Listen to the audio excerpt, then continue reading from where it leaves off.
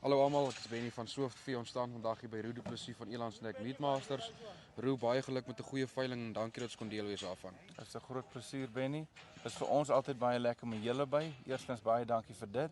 Ons in Swiftvee as Elandsnek kom al baie jare saam en julle doen elke veiling julle deel. So ja, baie dankie vir dit. Oor die veiling, ek is baie tevrede. 100% verkope op die veiling en ek dink ons het goeie pryse behaal. Baie mense gekom op die dag van die veiling waarvoor ons ook baie bly was. Ek dink die mense het kom die dag saam met ons lekker kom geniet. So, en dit was vir ons dink ek 'n groot sukses van Elandsnek se kant af. Roo, sê 'n bietjie vir my, wat kan ons verwag vir julle volgende produksieveiling? Ons volgende veiling is 1 Oktober, is ook alweer om die draai. So ons het 'n klompie jonger ramme op daai veiling en dan die oeye aanbod sal baie soos hierdie veiling wees. Jonger oeye, so 'n paar van die ou oeye wat ook sal gaan, die Golden Oldies.